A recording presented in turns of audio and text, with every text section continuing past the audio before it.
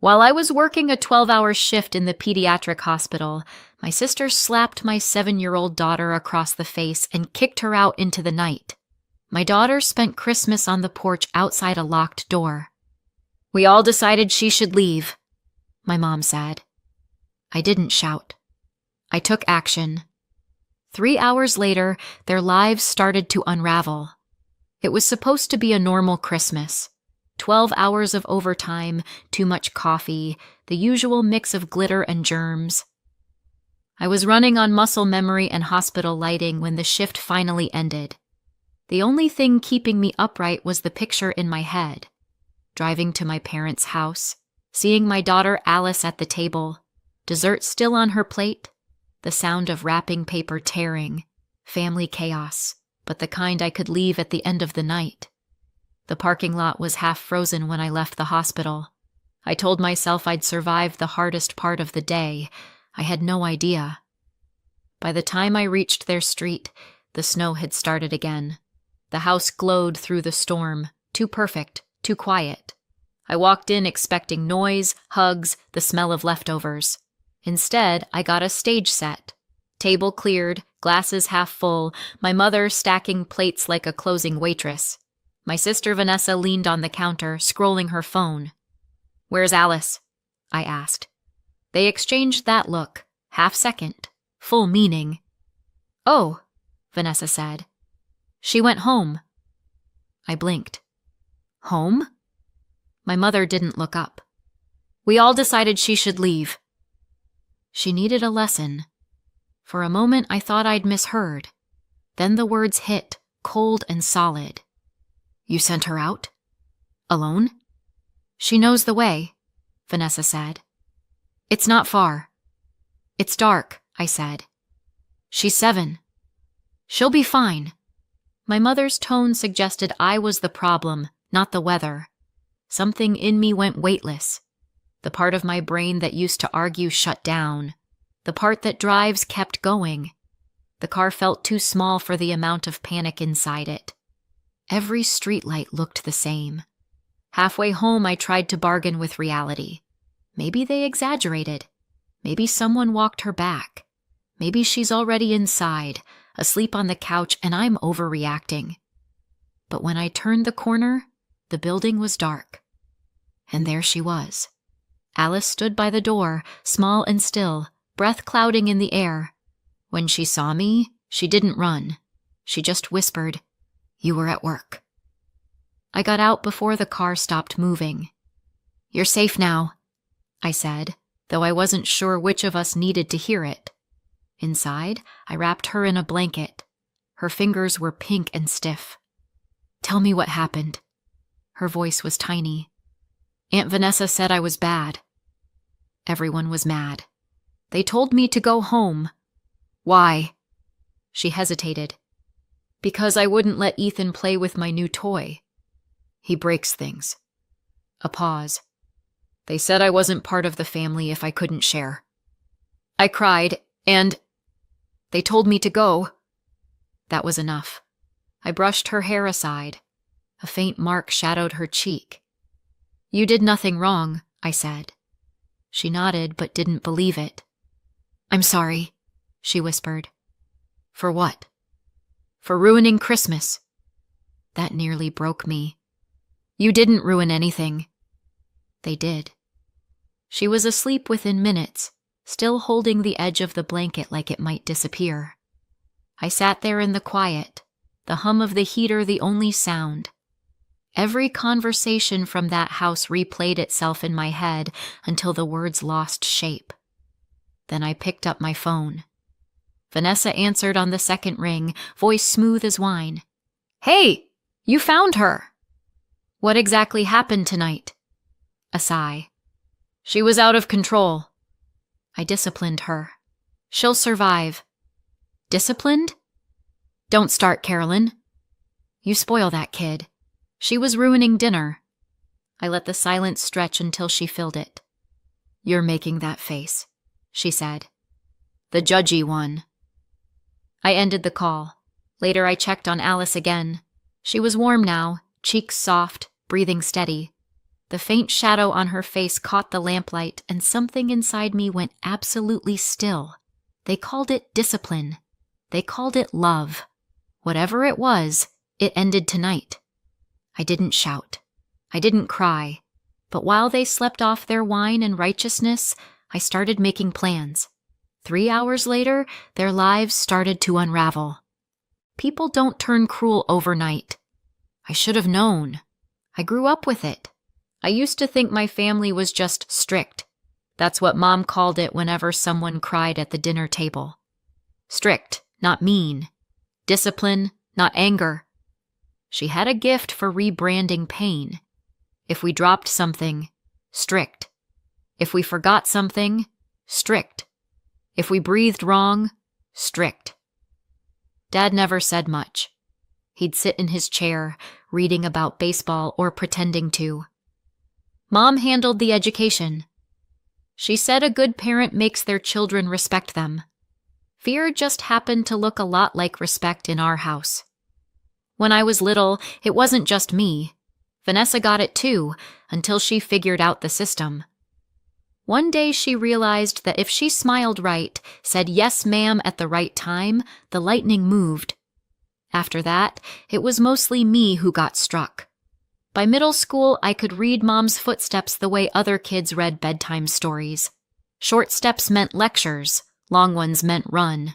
Vanessa learned to weaponize it. If something broke, she'd cry first. If something spilled, she'd whisper my name like a prayer. I'd stand there while Mom praised her good girl for being honest, and then punished me anyway. Once, I remember a hairbrush flying across the room. Vanessa's technically, but my fault because I provoked her. I tried to fight back once, told Mom it wasn't fair. The next day, I was grounded for talking like an ungrateful child. That's when I stopped arguing. You can't win an argument that already has a verdict. I spent the rest of my childhood looking for exits. Books were the first one. Science was the second. I liked that in science, cause and effect actually made sense.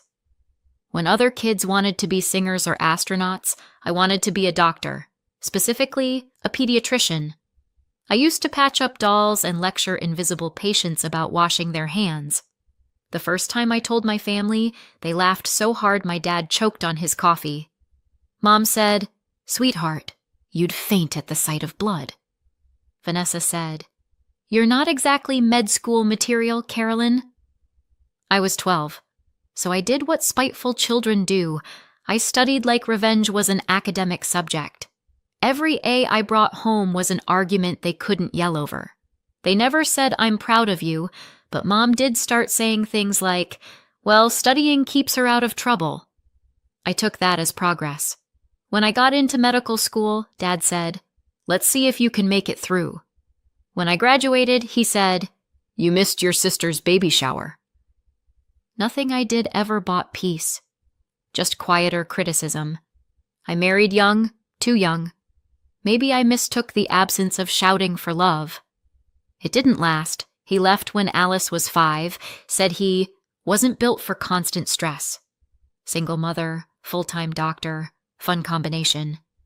But I managed. I was good at managing, good at holding things together that wanted to break. Mom said, "Maybe if you weren't so opinionated, he'd have stayed."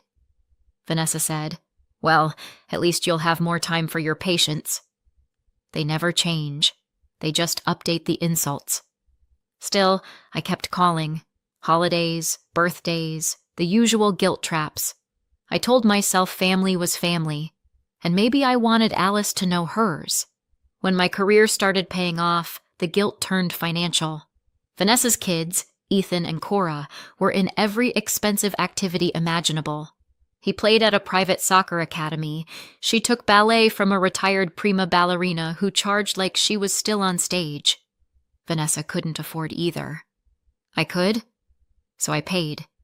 Every month. Quietly. No thanks expected. Then there was Mom.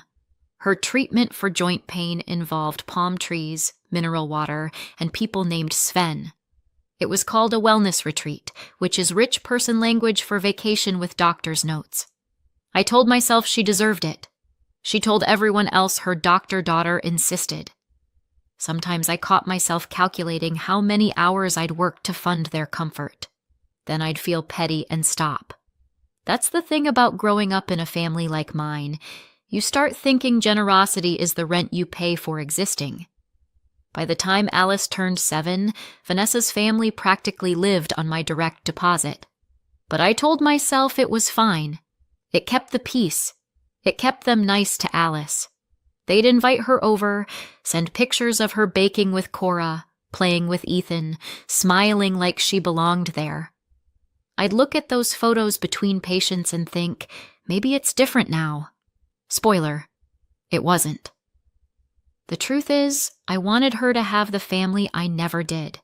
A grandmother who'd clap for her, an aunt who'd call her sweet instead of spoiled, cousins who'd treat her like one of them. I didn't realize I was sending her into the same storm, just with prettier decorations. The next morning, the house smelled like coffee and resolve.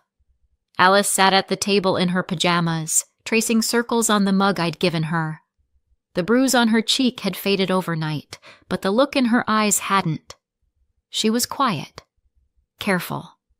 Kids learn silence fast when the world teaches it loud. "Hey," I said, pouring another cup. "You know what we're going to do today?" She shook her head. "We're going to talk to someone about what happened." Her eyes widened. "Like who?" "The police." She froze. "Am I in trouble?" "No," I said. "You didn't do anything wrong. We're doing this because people should answer for what they do." I tried to sound light, casual, like I was talking about dentist appointments and not trauma. "Also," I added, "you get to see what real adults look like when they actually listen." She gave a tiny laugh. That was the first win of the day. The precinct was mostly empty. Holiday hangover. The fluorescent lights hummed. The air smelled like old paper and burnt coffee. A young officer looked up when we came in. "Can I help you?" I introduced myself, explained what happened. I kept my voice even, factual, like I was presenting a case. I didn't want pity. I wanted a record. He nodded, typing fast. "Who was the person who struck her?" "My sister." He blinked. "Your sister?" "Yeah," I said. "It's a family thing." He hesitated, then looked at Alice. "You're very brave to come in, sweetheart." Alice's shoulders stiffened at sweetheart, but she nodded. Progress. He asked her a few gentle questions. Where it happened, who was there, what was said. She answered each one quietly but clearly. I sat beside her, not filling the silences. When it was over, he said they'd make a report, add it to the system, and possibly follow up. I thanked him, even though we both knew possibly meant maybe never. But that wasn't the point. The point was the look on Alice's face when we walked out. She stood taller. Her breathing was steady. Outside, she said, "You weren't mad at me at all." "Why would I be mad?" "Because I made you go there." I shook my head. "You didn't make me." "I wanted to. You deserve to know that when someone hurts you, there's a way to say it out loud." She thought about it. "So, they're in trouble now?" "Eventually," I said. "Trouble has a slow engine, but it always shows up." That night, after she went to bed, I sat down at my laptop and opened my bank app. The numbers blinked up at me.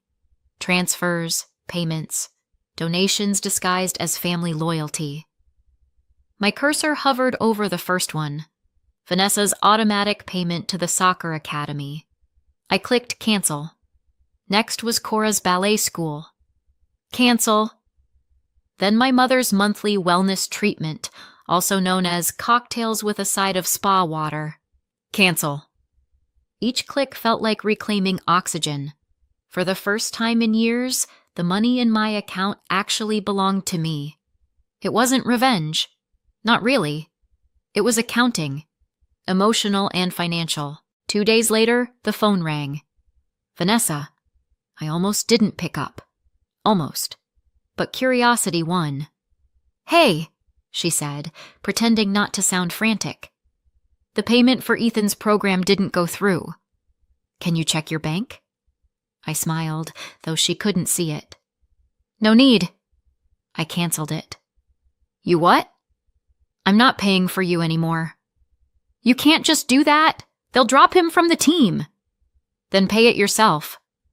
Carolyn, this is ridiculous. You're making a child suffer because you're mad at me. You're right, I said. I'm mad at you. But that's not why I stopped paying. I just finally learned not to give my stuff to people who hit my kid. You're teaching Alice to be selfish, she snapped. Maybe, I said. Or maybe I'm teaching her that no means no. There was silence. Then she hung up. Progress, Part 2. The next day it was Mom. She didn't waste time with hello. What is this nonsense about you canceling payments? Do you know how humiliating this is for your sister? I'm sure she'll survive. She's your family. I noticed. What about me? She asked, her voice rising. What about my treatments? I leaned back in my chair. That's not a treatment, Mom. It's a vacation. If you want a tan, pay for it yourself. Carolyn, she hissed. How dare you talk to me like that after everything I've done for you? You mean raising me? Yes, I smiled to myself. Maybe that's the problem. There was a sound like static, rage breathing through the phone. Then, ungrateful child! You'll regret this. Click. I didn't. By evening, my phone looked like a crime scene. 27 missed calls, 14 voicemails, all labeled family. I ignored them all. Alice peeked into the room, holding a drawing. 2 stick figures, one taller, one smaller, both smiling. Is it okay if I put this on the fridge? She asked. Of course. She hesitated. Mom? Are you in trouble for going to the police? No, I said. I think they are. She smiled, small but real, and taped the drawing up. The apartment felt lighter, like someone had turned off a constant noise I hadn't noticed before. I used to think silence meant rejection. Now it sounded a lot like peace. For years, I'd paid for quiet. Turns out, silence was free. The quiet came first. No phone calls, no messages, no guilt trips disguised as family emergencies. For the first time in years, I woke up and didn't owe anyone anything. I thought it was over, but I was wrong. The worst was still coming. Alice and I had pancakes for dinner that week just because we could. I let her drown them in syrup and watched her laugh through the sugar haze. For the first time in years, I thought, every dollar I earn goes to us. Silence, it turned out, could feel like freedom, until it didn't. The envelope was sitting in my mailbox 3 days later. Large, official, the kind of beige that means bad news. State Medical Board. I carried it upstairs like it was ticking. Inside, a complaint. Words that didn't belong to me twisted into new shapes. Abuse, instability, unfit to work with children. And at the bottom, signatures. My mother, Vanessa. For a moment, I just stared. Then I laughed. One of those thin, breath-through-your-teeth laughs that sound like crying with better posture. They hadn't just come for me. They'd come for the one thing I'd built that they couldn't touch. They'd spent my childhood saying I'd never be a doctor. Now they were trying to make it true. I wish I could tell you I handled it calmly. Instead, I sat on the couch with the letter in my lap and counted my heartbeats until they stopped sounding like gunshots. Alice wandered in, holding her sketchbook. Mom? Why do you look weird? Because your grandmother and your aunt just accused me of being a danger to children. Her eyes widened. But you're a children's doctor. Exactly. She frowned, thinking hard, the way she does when she's deciding if something is fair. Are they gonna win? I smiled at her. No, but they're gonna try. I called my lawyer, Michael Adler, that night. He'd handled cases like this before and sounded too calm for my liking. These things happen, he said. The board will review it. We'll respond with evidence. Evidence? Anything that shows motive or falsity. You have that police report from Christmas, right? Oh, I have a collection, I said. Police report, bank statements, text messages, and enough history to fill a documentary. He chuckled. Then we're fine. It's a process. Slow but fine slow. The word I hated most. For the next few days I lived in paperwork. I copied the police report from Christmas, attached proof of every transfer I'd ever made to them, highlighted the day I stopped paying. I pulled screenshots of messages, Vanessa thanking me for tuition money, Mom sending resort photos captioned, "Your treatments are working." Then I wrote my statement. These allegations were made by family members I reported for mistreating my child and from whom I recently withdrew financial support. I read it twice. It was simple, clean, impossible to misinterpret. Exactly what they couldn't stand about me. The investigation dragged on, emails from the board, phone calls from Michael. Each one began with "unfortunately" and ended with "please be patient." Meanwhile, my family started spreading rumors. Vanessa posted on Facebook about false accusations destroying good families. Mom left cryptic comments about ungrateful daughters who forget where they came from. Relatives I hadn't spoken to since high school suddenly wanted to hear my side. Even at work, whispers floated down the hall. Someone asked quietly if I was okay. I smiled. Never better. Just starring in a family drama no one asked for HR called me in once, only to clarify that they'd seen the posts, but trusted my record and the board would handle it formally. I walked out shaking anyway. Rage has a way of disguising itself as tremors. That night I drafted one public post. No drama, no caps. For clarity, a complaint has been filed against me by 2 relatives who were recently the subjects of a police report and who no longer receive financial support from me. The matter is under review by the medical board. I have complete confidence in the outcome. Then I logged off. Within hours, people started commenting. Former colleagues, parents of my patients, even neighbors. Messages like, "We know who you are. They're lying." For the first time, their silence wasn't mine to carry. Weeks passed. One morning, Michael called while I was packing Alice's lunch. "They've issued a finding," he said. I stopped mid-slice. "And?" He cleared his throat, the way lawyers do before good news. "Case dismissed. Lack of evidence. The board won't be pursuing it further." I exhaled for the first time in a month. "That's it?" "That's it. We'll send a defamation warning, just to make it official. They won't want to risk another complaint now." "Good," I said, "because I'm running out of relatives to block." He laughed. "Congratulations." I hung up and stood there for a second, knife in one hand, apple in the other. Then I started laughing. Real laughter this time. Loud enough that Alice peeked around the corner. "What's funny?" she asked. "Justice," I said. It finally showed up. She grinned, proud like she'd summoned it herself. 6 months later, justice finally caught up. It took time. Police crawl when it's just family business. But they got there. Vanessa was convicted of misdemeanor assault and child endangerment. Sentence: 180 hours of community service, a $2,500 fine, and mandatory anger management classes.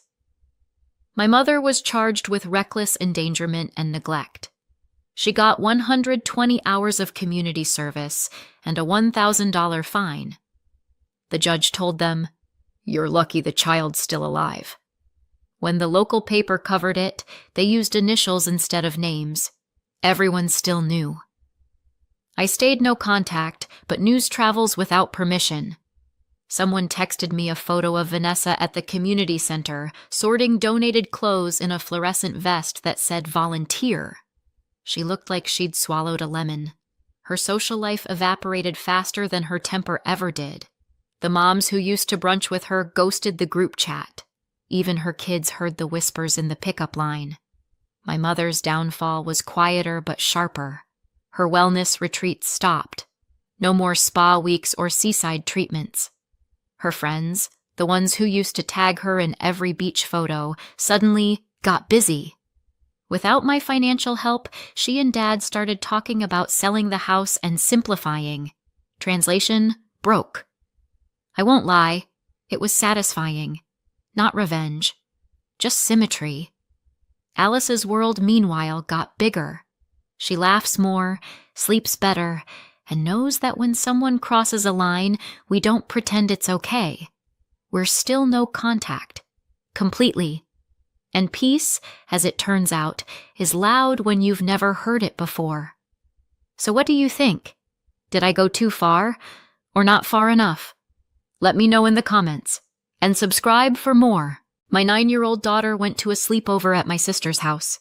They left her behind to scrub the floors and wash their dishes while everyone else went out for ice cream and a movie. I didn't shout. I took action. 3 days later, my sister's perfect life started crumbling. If you'd told me that Saturday morning that my daughter's dream sleepover would end with her crying herself to sleep, I probably would have laughed dryly, the kind of laugh you give right before the world tilts. But that morning started with hope. My daughter Annie's hope. And mine, though I'd never admit it aloud, Annie had been talking about that sleepover for weeks. Months, honestly, if you count the day she circled it on her paper calendar and covered the square with so many star stickers, it looked like a tiny explosion. My sister Marla hosts these sleepovers every year, though calling them sleepovers is generous. They're more like miniature galas for her daughters, Briella, who's 11, and Kenzie, who's 9 and just a little older than Annie. Matching pajamas, themed snack bars, crafts so complicated they should come with instruction manuals. Every kid gets a personalized gift bag with glitter and ribbons, like it's some exclusive event they're lucky to attend. And for years, Annie wasn't on that list. She was the kid watching from the sidelines, smiling like she didn't mind. But she minded. God, she minded. So when Briella invited her this year, out of nowhere, without explanation, Annie treated it like she'd won a scholarship to the cool kids universe. She planned outfits. She wrote little notes. She even bought tiny gifts for each girl, using her savings. I bought one too, pretending she didn't see me wipe my eyes at the checkout.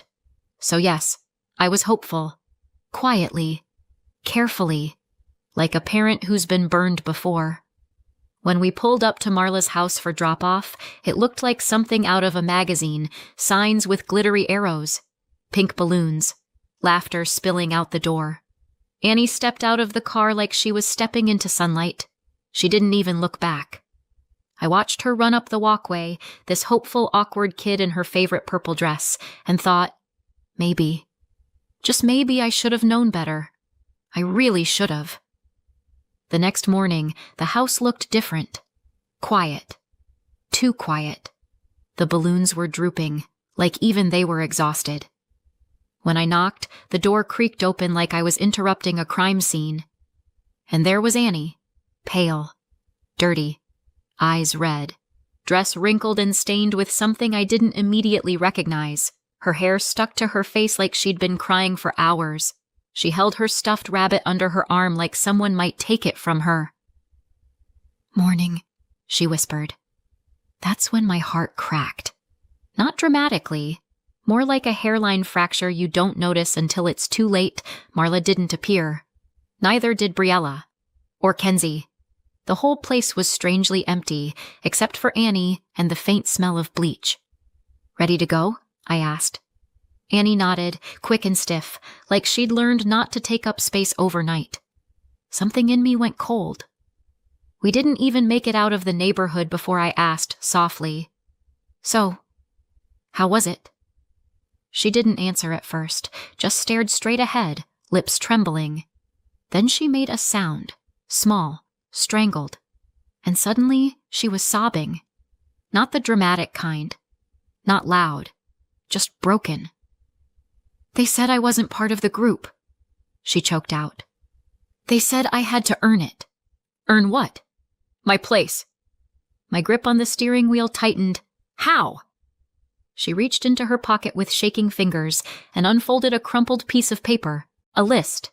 In handwriting I recognized Briella's, with doodled hearts around the title like it was cute. Scrub the floors, wash dishes, clean the bathroom sink, tidy the playroom vacuum, the hallway wipe. Baseboards. Hours, that was hours of work. For a child who was supposed to be having a sleepover. I stared at the list. It trembled in my hand, though that might have been my own shaking. "They said I had to finish it before I could do anything with them," Annie whispered, "but I couldn't go fast enough, so they left." "Left where?" "For ice cream and the movies." Of course. The outing Annie had been looking forward to since June. She wiped her nose on her sleeve. "I tried to hurry. I wanted to go, I really did. But the floors were so dirty, and the dishes had dried stuff on them, and..." She folded in on herself, hugging the stuffed rabbit tight. And that's when I noticed her hands. Red. Raw. Little patches where skin had peeled. Something inside me, something that had existed quietly all my life, flared awake. "Did your aunt know?" I asked. Annie nodded. "She said it was fair. She said I should be useful." Useful. I inhaled through my teeth. That word was going to haunt me. "And Grandma and Grandpa were there," Annie added. "They said cleaning would build character. They all left together with the girls." My vision went sharp, like the world had narrowed to a pinpoint. "And you were here alone?" She nodded again. "I ate cereal for dinner. The milk smelled funny." I pulled the car over. My hands shook as I reached for my phone. Not from shock, not from fear, from fury. The kind that's quiet at first. The kind that starts low in the chest and rises slowly, steadily, until it's something you could cut steel with. I dialed Marla. She answered on the second ring. "Oh, hi," she chirped. "Did she tell you? The kids thought she should clean. It was hilarious." Hilarious. "The house needed it anyway," she added. "Honestly, she did a good job." In the background, my parents' voices chimed in like they were offering commentary on a baking show. "It was good for her. She's too sensitive. Karina, you baby her too much." I hung up, quietly, deliberately, and I stared at my daughter, this little girl with swollen eyes and a crumpled list in her hands, and something in me clicked into place, something final, something cold. "They thought they could treat my child like this and walk away," I whispered. I brushed a tear from Annie's cheek. "They were wrong." A beat of silence passed. Very soon, they would regret everything. I didn't sleep the night after the sleepover. Not a minute. I just lay there in the dark, listening to the refrigerator hum and trying not to picture Annie standing in that doorway with her dirty dress and swollen eyes. But the mind has a cruel talent for digging up old things when you least want them. Because the more I replayed Annie's night, the more familiar it felt. Uncomfortably familiar. Like I'd lived it once already. Marla and I grew up 3 years apart, which is the perfect age gap for the older child to declare full monarchy. She wasn't a sister, she was a tiny dictator with pigtails. And the rules were simple. Marla gives orders. I follow them. She'd call me into her room, point at whatever disaster she'd created, and say, "Mom wants you to clean this." Mom had not said that. Mom didn't even know the mess existed. But if I dared question it, Marla would raise her voice, and suddenly Mom would appear, already annoyed, already assuming I was guilty. "Karina," she'd sigh, "I don't care who made the mess. You clean it." I must have heard those words 1,000 times.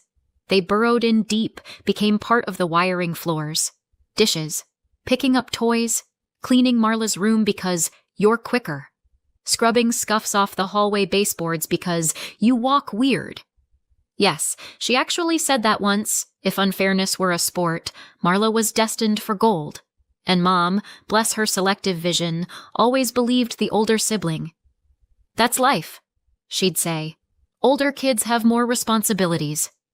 Which was hilarious, because Marla's responsibilities were mostly pointing at things and telling me to fix them. Fairness wasn't coming.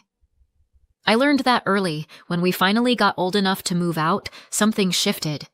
Marla grew nicer. Or she grew better at pretending hard to tell. She'd send birthday texts, ask about my work, tag me in those generic "Sisters Are Forever" posts that make you want to roll your eyes straight into another dimension. For a while, the relationship felt almost normal, polite, civil, like we were two adults with history, not one adult and her former unpaid childhood labor. Did I trust it? Not entirely. But peace is a seductive thing when you've never had it. Then came adulthood in full force. Nursing school, the clinic job, marriage, Annie, and eventually the divorce. Suddenly I had a rhythm to my life. Steady work hours, predictable custody days, weekends that felt like either a marathon or an exhale. And that's when the "Karina is free, right?" era began. "Hey, can you watch the girls? I have a work thing. Could you take them for a few hours? I'm overwhelmed." "You're not busy, are you?" It started once a month, then bi-weekly. Then suddenly it was our routine. Except no one asked me if I wanted a routine. I love my nieces. Truly. But there was a pattern I couldn't ignore. They almost always showed up on the days Annie was with her dad. Not every single time. Life isn't that neat. But enough that it felt intentional. Enough that I started wondering why Marla never suggested they come over when Annie was home, because Annie adored her cousins. She would have been thrilled to have them there. And honestly, it would have been easier for me too. 3 kids playing together is a lot simpler than one lonely kid asking when the fun arrives. But convenience was never part of Marla's calculations. Control was. And whether she meant to or not, she made sure Annie stayed on the outside of the cousin circle, watching, not joining, hoping, not included. It was a knife with a familiar shape. Then came the medical phase. If you've never been a nurse in a family like mine, imagine this. Your phone becomes a living, screaming creature. It rings for every rash, cough, headache, ankle twinge, mysterious itch, and emotional meltdown. My dad once called me because his ear felt strangely aware of itself. I didn't even know how to diagnose that Marla called constantly. The girls had sore throats. They had bumps. They had weird energy. Her husband had back pain and wanted me to just take a quick look at a barbecue while he gnawed on a rib. I became their free clinic. Not their sister, not their daughter. Their convenience. And I fell into the role like muscle memory, because that's what I'd always done. Fix it all, carry it all, be available. It didn't occur to them that I might be exhausted, or working, or human, but nothing drained me like the money. My family treated my bank account the way raccoons treat a trash can, a resource they felt entitled to rummage through whenever the mood struck. $80 until Friday. $150 because things are tight. $300 because Marla's business venture needed just one more push. These ventures had the lifespan of a housefly. The money, though, gone permanently. And somehow I, divorced, raising a kid, working in healthcare, became the family safety net.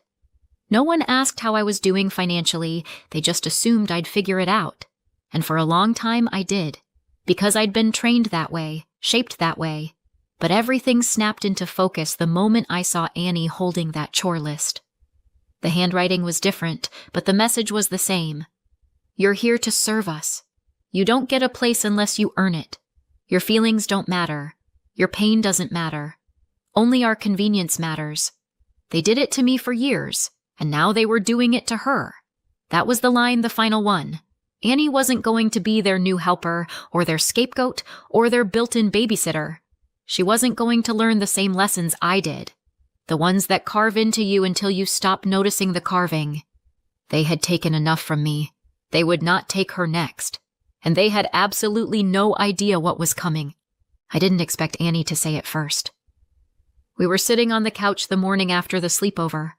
She was wrapped in her soft yellow blanket, hair still tangled, cheeks still blotchy. I made us hot chocolate because I didn't know what else to do with my hands. She took one sip, stared into the mug like it might give her answers, and whispered, I don't ever want to see them again. There wasn't anger in her voice, just a quiet finality, the kind you hear right before a door closes. And I felt something sharp in my chest. Not pain exactly, more like recognition, because I'd spent my whole life shoving down the urge to say those exact same words. I understand, I said softly. What I didn't say was, me neither. Not after this. Not anymore. Something shifted in me right then, clear as glass. No more babysitting, no more money, no more dropping everything to fix everybody's everything, no more, Karina will handle it. No more apologizing for wanting basic respect. I didn't feel guilty, not even a little. What I felt was awake. The first thing I did was freeze the extra card Marla had borrowed during one of her financial emergencies. The bank app made a satisfying little click when it deactivated, like closing a lock on a door I should have shut years ago. Next, I canceled the recurring transfers. All those little automatic payments I'd convinced myself weren't a big deal. Funny how not a big deal always turned into a few $100s a month. Then I sent Marla a message. I won't be babysitting anymore. Please arrange alternatives. Short. Direct. No wiggle room. Her response came 30 minutes later. A single letter K. Not okay. Not understood. Just that one letter. The texting version of an eye roll. I stared at it and actually laughed. A dry laugh, sharp around the edges, the kind you make when you realize someone has absolutely no idea what's about to hit them. An hour later came the follow-ups. But you always do Wednesdays? I really need this one. We'll talk later. I didn't answer. I didn't even open them. I let them sit there like unanswered invitations to chaos. For the first time in my life, choosing myself felt almost peaceful. I should have known the peace wouldn't last. Wednesday arrived, bright and normal looking, like the universe had no idea a bomb was about to go off. I had the day off. Normally, I'd be driving to the school by 2:45, ready to pick up Briella and Kenzie and carry the afternoon on my back. Instead, I was at home eating leftover pasta and watching a baking show where someone cried over a collapsed sponge cake. It was glorious. Around 3:10, my phone buzzed. Once, twice, 3 times. I didn't check it. Not yet. But I had a guess. Somewhere across town, 2 kids were standing outside the school holding their backpacks, looking around for a car that wasn't coming. And Marla, assuming I'd fold, assuming I'd show up anyway, hadn't shown up either. It hit me then just how deeply she relied on me. Not in a grateful, appreciative way, in a Karina will fix it so I don't have to way. My phone rang. Marla. Then Mom. Then Marla again. I let them ring through. Finally, I checked the messages. They were exactly what I expected, in exactly the order I expected them. Where are you? The school called me. I told them you always get them. I'm stuck in traffic. Answer me. A part of me felt bad for the girls. Truly. None of this was their fault. But I also knew this moment wasn't actually about the kids. It was about responsibility landing exactly where it should have been all along. And Marla wasn't used to the wait. When she finally picked them up, she must have been a mess. The school doesn't play around with late pickups. Warnings, fines, stern lectures, the works. It didn't surprise me when my phone lit up again. This time, I answered. Big mistake? Maybe. Necessary? Absolutely. She didn't even say hello. What is wrong with you? She yelled. Her voice cracked so loudly I had to pull the phone slightly away. And then I heard it. The faint echo of my parents' voices behind her. Of course she'd put me on speaker. Nothing says healthy family dynamic like an ambush conference call. You endangered the girls, Marla snapped. You knew I needed you. I took a slow breath and kept my voice level. Calm is a superpower when everyone around you is combusting. I told you I wouldn't be there, I said. That is not an excuse. It's not an excuse, I agreed. It's information. Your failure to plan isn't my emergency. Dead silence. the kind that makes the air thicken. Then my mother jumped in. "Karina, that's enough. This isn't who you are." "Isn't who I am?" I almost laughed again. She continued. "And about that sleepover, you're seriously still upset? It was just a lesson. Children need responsibility." A lesson. Right. Scrubbing floors until her hands were raw. That kind of lesson. "You're overreacting," Mom added. "You're punishing children over nothing." Nothing. My jaw clenched so tight I heard something pop. "Mom," I said slowly, "they used my daughter. She cleaned a little." "A little?" My voice came out sharp. "You left her alone in the house while you all went out for ice cream. She cleaned the entire place. Her hands were bleeding." Another silence, a heavier one. But I was done filling silences to keep the peace. "You've exploited me since I was a kid," I continued. "And now you're doing the same thing to Annie that ends today." Marla scoffed. "Oh, please. No more babysitting," I said. "No more money. No more medical favors. No more dropping everything because you snapped your fingers." "You're having a tantrum," Mom snapped. "We did so much for you," Marla added. "You always overreact," Dad muttered somewhere in the background. Every line they threw was the same script I'd grown up with. Only now, I wasn't the same kid. "If you want a relationship with me," I said quietly, "it will be a real one, a respectful one. Otherwise, this is it, I'm done." There was a collective gasp, like I'd sworn in church. Then Mom delivered the final blow. "Call us when you're done with this tantrum." And the line went dead. I sat there for a moment, phone still in my hand, feeling the tremble running through me. Not fear, not regret, just the weight of finally standing up. Really standing up. After a lifetime of bending. They thought I'd cave. They thought I'd panic. They thought they could guilt me back into place. They had no idea how serious I was, and everything they depended on me for was about to fall apart. I knew deep down that they weren't going to let my silence stay silent. People like my family don't hear the word no. They hear try harder. So the weeks that followed were loud. Not outwardly, not in the screaming sense. Louder in the persistent tapping on glass sense. That kind of pressure that builds and builds until you either break or finally remember you have every right to walk away. Every few days, my phone lit up. "You know, I need you Wednesday." "What else are you doing?" "The girls miss you." "You're being dramatic." I gave them the same answer every time, a simple, clean, beautifully uncompromising no, typed just like that.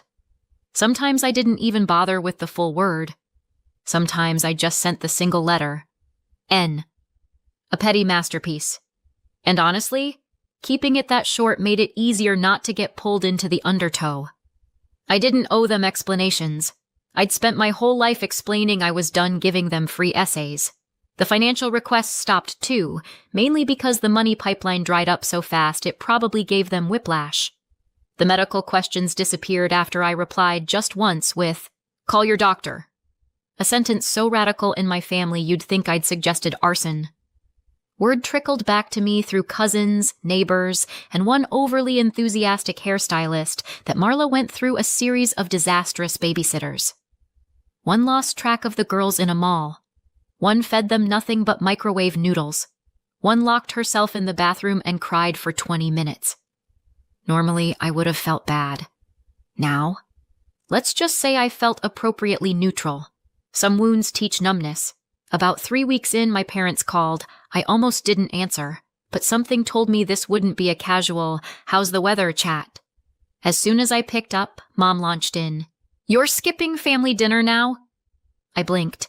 No one invited me. "Well, you always come." "Right, but no one invited me." A small, tight pause stretched across the line. Then Dad, who rarely speaks unless someone prompts him, cleared his throat. "Well," he said, "if you want to join us tonight, your sister needs you to take the girls this afternoon." Ah, there it was. The entry fee. I actually laughed. A short, dry sound. Seeing my family shouldn't require unpaid labor, I said. So no, I'm not coming. Mom gasped like I'd slapped the Pope. You're abandoning your family. Funny, I said. I thought family abandoned me the moment they used my daughter. There was a sharp inhale on the other end. Then Mom said, We'll pray for clarity for you, in the tone people use when they mean, you're hysterical and we're tired of you. We hung up politely. We were not polite. The real breaking point, though, the one that snapped the last thread they had left on me, came on a Saturday afternoon Annie and I had plans. Real ones. Ice cream, then the park, then a movie night at home. I'd been promising her a day just for us, without shadows creeping in. We pulled into the driveway, and I froze, because standing on my front step, backpacks on, pajamas stuffed into tote bags, were Briella and Kenzie alone. My stomach dropped. Mom said it's an emergency, Briella said as soon as she saw me. She said you have to watch us.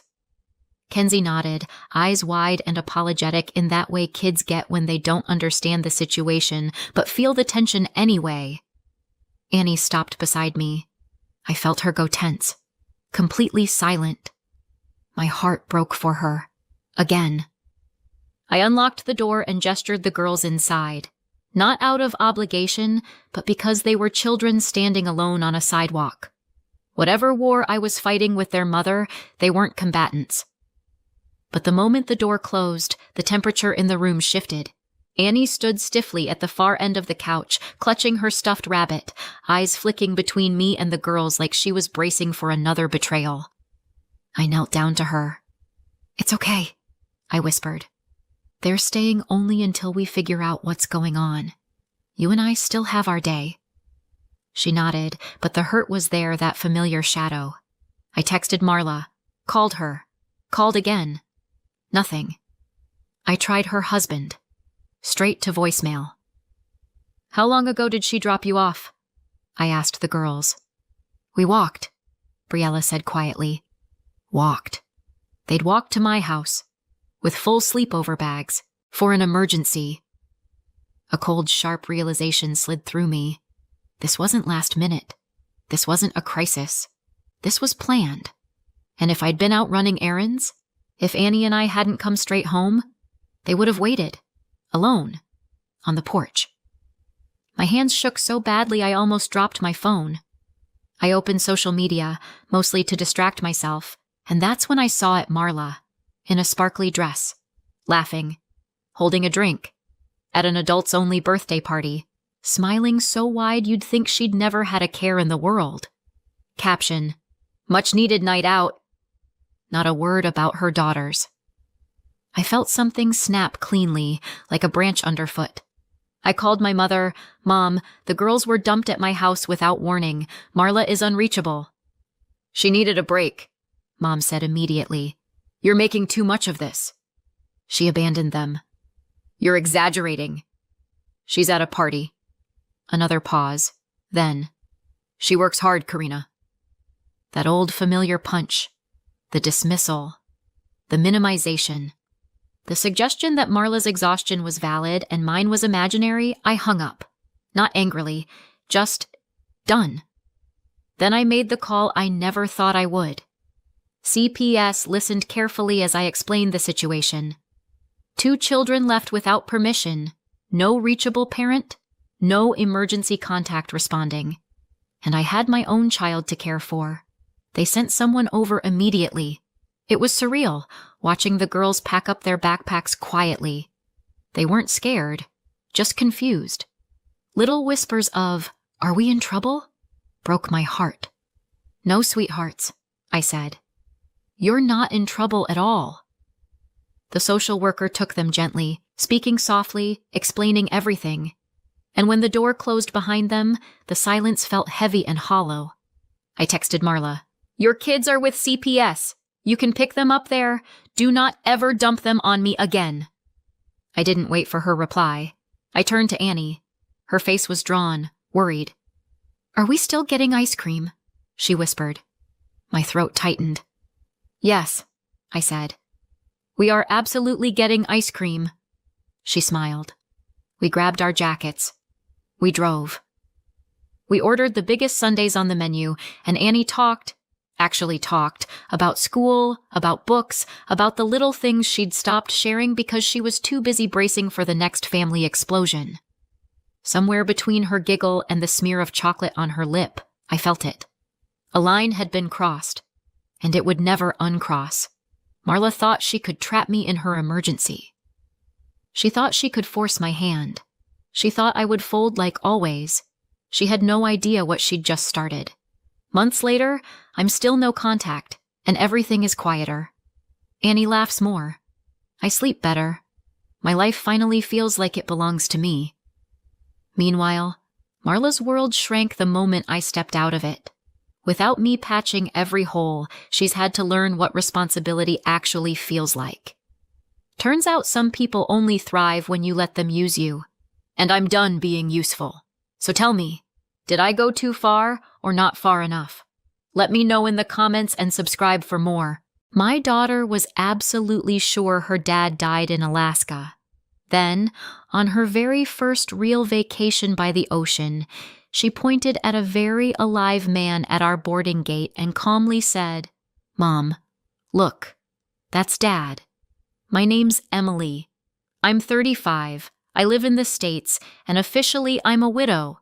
In reality, I'm that person who finds herself arguing with an 8-year-old about whether the dead man in front of us is actually dead. There's this guy standing by the gate for our flight to Miami. Baseball cap, sunglasses, broad shoulders. Next to him, a perfectly put-together blonde in her mid-20s who looks like she's already tired of the entire planet. He says something. She rolls her eyes. His profile. The way he shifts his weight. The way his hand cuts the air when he talks. My stomach drops like an elevator with cut cables, and I clamp down on my suitcase handle. "Danny," I say as evenly as I can. "Dad died. You know that." "I know," she shrugs. "But that's him. He just doesn't know he died yet." So that's where we're starting. For context, my daughter's dad, Brian Carter, officially died 3 years ago on a frozen lake somewhere outside Anchorage, Alaska. Danny was 5 then. She barely remembers. I remember everything. That day he was flying out too. "Quick work trip, Em, just a few days. Big opportunity. You said you wanted me to grow." His boss, Richard, had hooked him up with a trip far from the noise. Some project in Alaska. Check equipment, meet a client, and of course ride snowmobiles, because apparently no grown man can refuse the chance to go play on thin ice. Brian was always chasing growth. When we first started dating, it was cute. Late-night Zoom calls, coffee by the gallon, goal lists magneted to the fridge.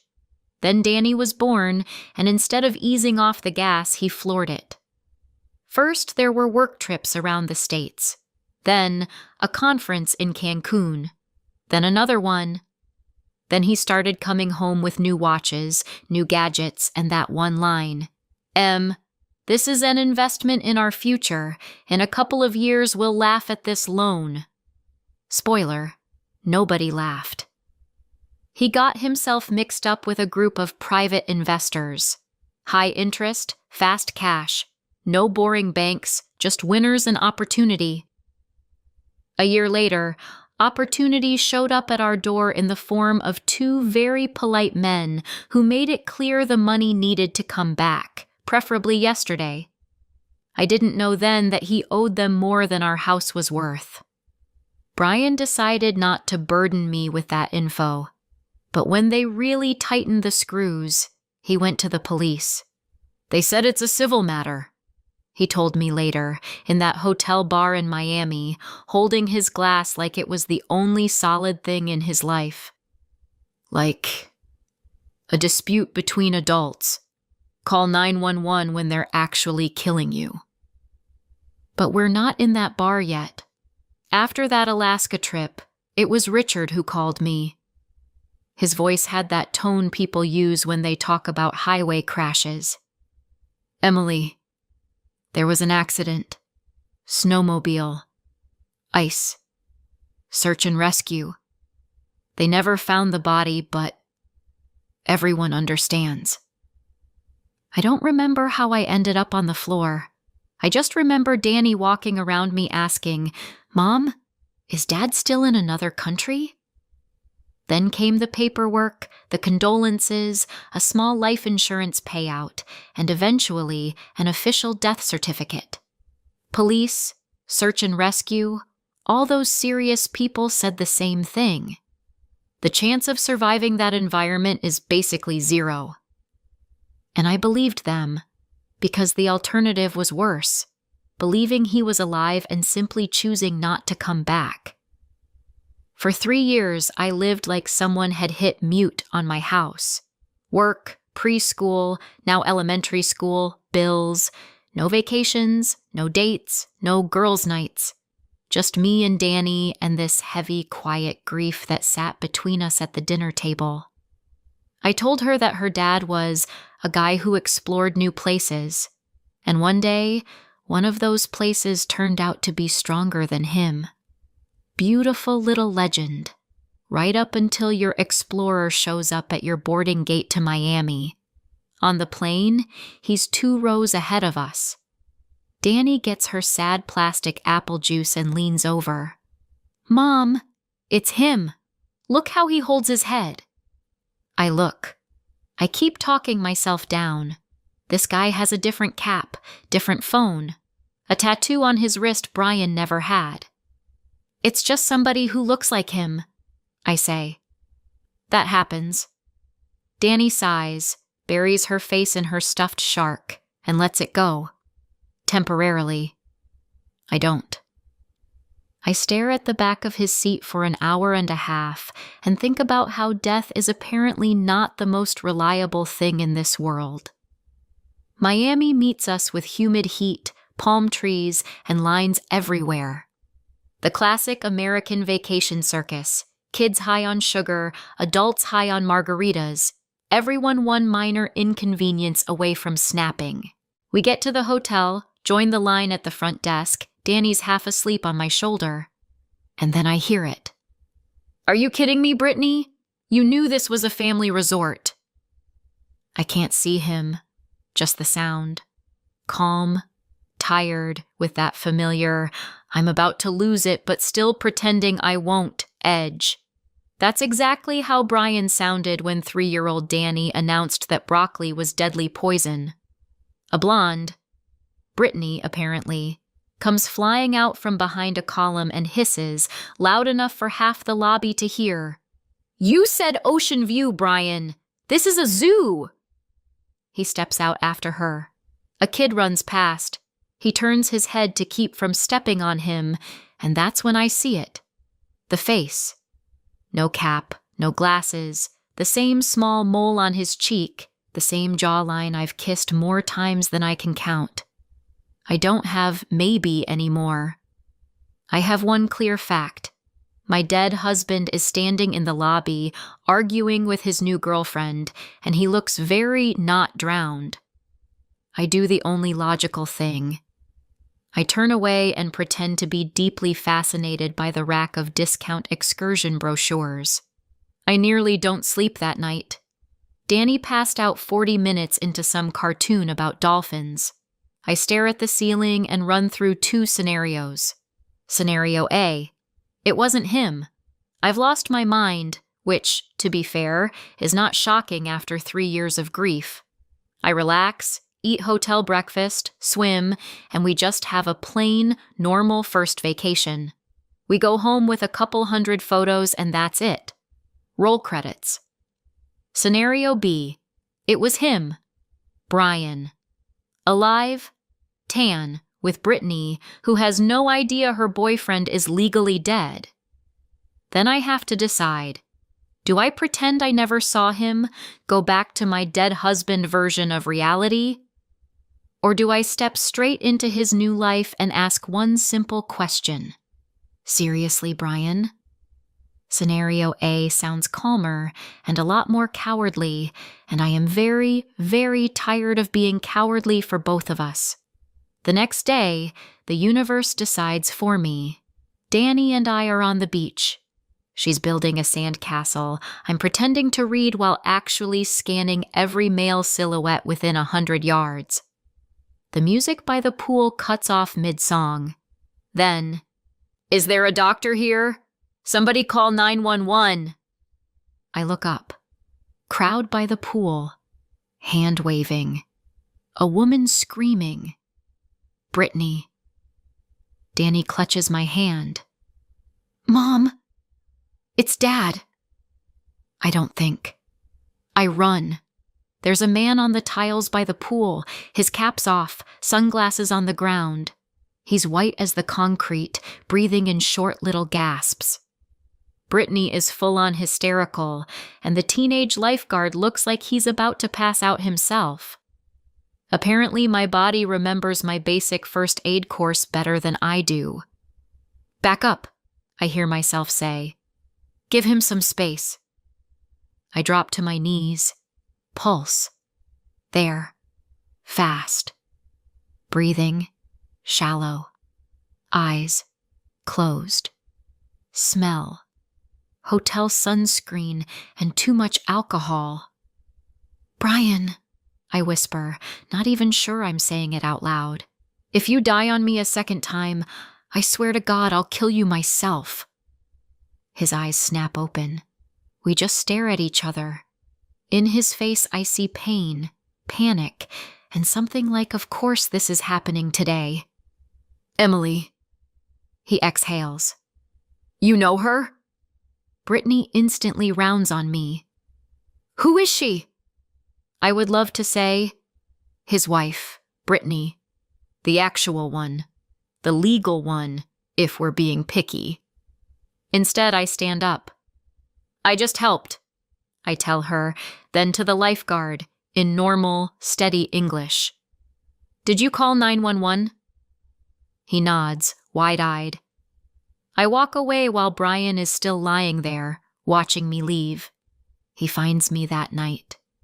Danny is out cold upstairs with a cartoon humming in the background. I go down to the hotel bar, just to be not Mom, for 15 minutes. I pick a corner table, order club soda with lime, and try to pretend my life is not a soap opera. I'd know that voice if he talked to me from another continent. I look up. Standing there is Brian Walker, his new legal name. But under that, it's still Brian Carter, just with deeper lines on his face and a damaged liver. He sits across from me without asking. "You okay?" I ask first, because it's both the dumbest and the politest thing you can say to a man who faked his own death and then almost passed out by the pool. Yeah. Heat, alcohol, and guilt all at once. He rasps out a laugh. He trails off, staring past me. "You're alive," I say. "That's already an achievement." We sit in silence for a minute. Someone behind me orders a margarita pitcher. Baseball plays on the TV above the bar. Totally normal American vacation night, if you ignore the part where I'm talking to my dead husband. "How long have you known?" he finally asks. What a question. "That you're alive?" I echo. "Since you opened your eyes by the pool and said my name. Slightly before that, I had suspicions." He gives a crooked smile. "I deserve that." "You have no idea how much," I say. "Okay, let's do this." I put my hands flat on the table. "You get one shot to explain what the hell happened in Alaska." He nods, takes a sip of his water like it's whiskey. "Okay, remember those guys I borrowed money from?" I remember. Back then, he called them private investors. Now he's more honest. "Loan sharks," he says. "No normal bank would touch me anymore. I'd screwed up a couple deals, and they did not care about my feelings. The amount kept growing like dough in the oven. They started showing up at the office, calling, hinting at things. I went to the police. They said, civil matter. I finish for him. I know that line way too well. It's a civil matter, sir. Call 911 if they actually threaten you. Yeah. He nods. And I believed that if I stayed, they'd eventually find me in an alley somewhere. And you... His hands clench. You too would be next. So your best idea was to drown? I ask. Not pay. Not get a lawyer. Not tell your wife. Just disappear into a snowstorm? It wasn't... He stumbles. It wasn't that simple, Em. Richard. He suggested the trip to Alaska. Said, take a break, clear your head. There was a real client. I went. He stares off somewhere over my shoulder. There was this frozen lake. They offered to go out on snowmobiles, and I realized I had an out. They stayed by the lodge. I went out alone, left my helmet and gloves closer to a crack in the ice, came back around to shore, got into a car I'd booked ahead of time, rode straight into Anchorage. Phone, cards, everything. I left it on the ice. He stops. I picture it. White everywhere, the sound of ice. My husband deciding it's easier to die on paper than admit to me he's in over his head with criminals. Search and rescue found the snowmobile, he says quietly. Broken ice. My stuff. Richard called you. He shuts his eyes for a second. I sat in a crappy motel, watched the news, and listened to everyone talk like I was basically gone.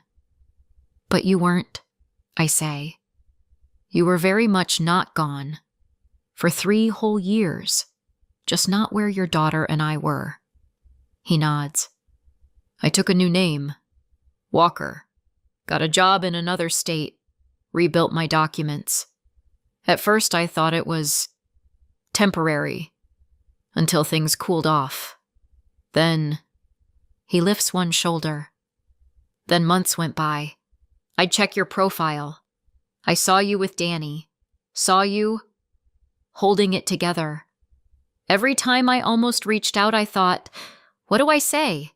Hey, it's me. I didn't actually drown, but now you're a widow on paper and the IRS is gonna have questions?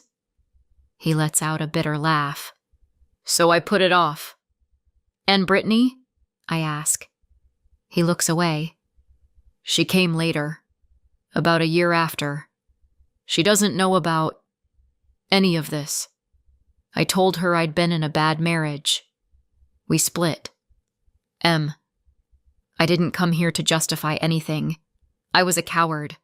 I cheated on you way before the Alaska thing. That conference in Cancun, it wasn't all slides and networking. His mouth twists. I'm not asking you to understand. His voice cracks. When I saw Danny at the gate, I realized I can't keep pretending I don't exist.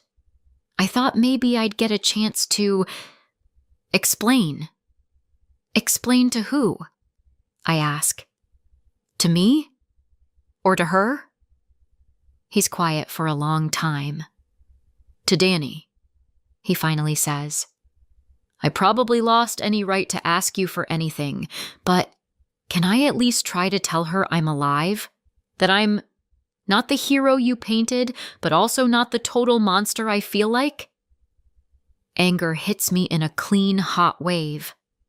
You want to tell my daughter that her dad didn't die. He just picked living somewhere else for 3 years? I ask. You think that's going to be great for her mental health? He grabs the only argument he has. Those guys are gone. That company they used, it went down like 2 years ago. Fraud, money laundering, all that. Feds took them out. Nobody's coming anymore. Em, I could have come back. He breaks off. But you didn't, I finish. Because you were ashamed. Because you had a new life. I look straight at him. The good news, Brian. Shame means you do technically have a conscience. The bad news? It doesn't actually help anyone. We sit there, not speaking. The bar TV switches to another game.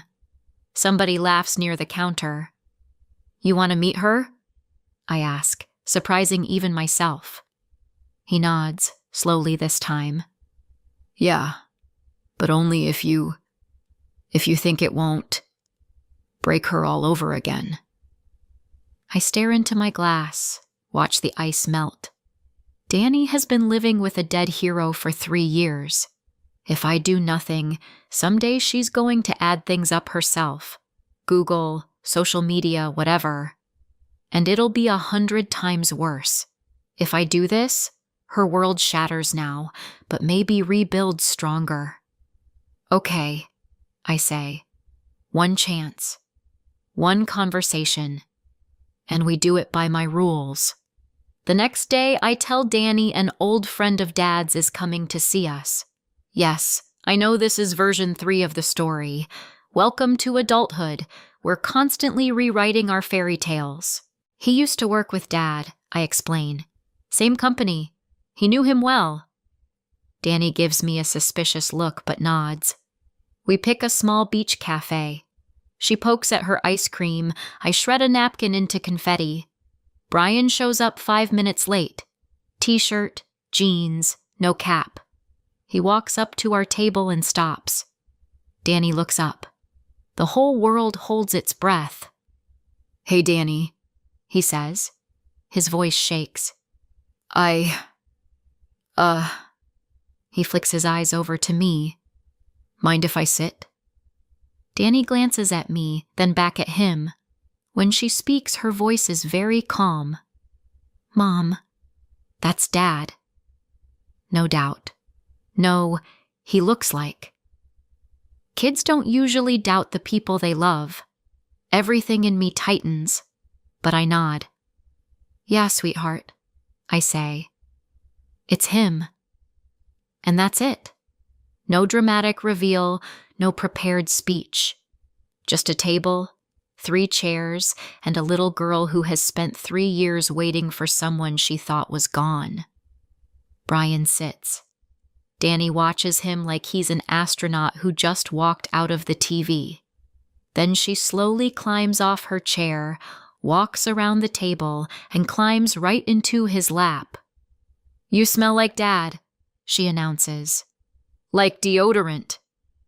I half choke, half laugh into my coffee. Danny, Brian whispers. I made a lot of really stupid choices. The stupidest one was not being with you. You have every right to be mad. You don't have to say anything to me, but I'm here. I'm alive. And if you want me, I'll be there. Danny studies him for a couple more seconds. Then she leans her head on his chest. I'm not mad, she says. I thought you died. You were just dumb. That's better. I turn to look out the window because if I watch them any longer, I'll fall apart. They sit like that for 10 minutes. He whispers how much he missed her. She tells him about school, about her teacher, about how much she hates broccoli. Like you, remember? I hear them both laughing. Real laughter, without that dull grief edge. At some point, he looks up at me. His eyes are a mess of guilt and gratitude. I just nod. Congratulations, Emily. You scheduled a play date with a ghost. The rest of the vacation is weird. Sometimes we walk together, all 3 of us. Beach, ice cream, terrible souvenir shops. Danny is glued to his arm like she's trying to make up 3 missing years in 3 days. Sometimes I leave them alone and go walk the boardwalk by myself. For the first time in 3 years, I feel like I'm allowed to do that. Brittany gives me a couple of looks like I personally stole not just her boyfriend, but her youth. I'd love to explain I didn't come here for a man at all. I came because I finally scraped together enough money to take my kid to the ocean. But that's not a conversation you have by the pool bar. She never actually finds out the truth. Brian eventually ends things with her. I don't know if it's because of me or because he finally ran into his own past face first. Honestly, I don't care. On our last night, we sit on the balcony of my room. Danny is asleep inside, wrapped around her shark. Brian says, I know I don't have the right to ask for much, but when we get back, maybe we could try again. I'll move closer, get a normal job, talk to a lawyer, a pastor, whoever. I'm ready to fix whatever I can. I look at him, at the same man who once brought me flowers and promised we'd grow old together, at the same man who decided pretending to drown was easier than telling me the truth, at the father of my daughter who is sleeping 10 feet away and smiling in her sleep for the first time in years. Brian, I sigh, you can't fix the past. But the future, he starts. The future, yeah. I nod. With Danny. I meet his eyes. But not with me. He's quiet. His face goes through everything at once. Hurt, exhaustion, and a strange kind of relief. Like he's been waiting for this no and hoping for a yes at the same time. I don't love you like I did back then, I say, steady. I care. I feel sorry for you. I'm grateful you gave me Danny, but I can't live again with a man who once chose to die on paper instead of live honestly with me. He nods slowly. I get it, he whispers. I'll be there for her. I promise. He gives a small, sad smile. This time, without Alaska. We sit quietly. Down below, people laugh, music plays. Some guy argues about parking. Regular Miami vacation soundtrack. And I realize I'm not a widow anymore. And I'm not a wife. I'm just Emily, Danny's mom, a woman who outlived her husband, then outlived his resurrection, and somehow didn't lose her mind. Honestly, not a bad outcome. About a month after we get home, Brian moves to our city, rents an apartment not far from us, gets a normal job, finds an attorney to untangle the legal nightmare of his death. I don't handle any of that. I have my own to-do list. Work, a mortgage, a third grader, therapy sessions on Zoom. Danny sees him on weekends. They go to the park, the movies, the science museum.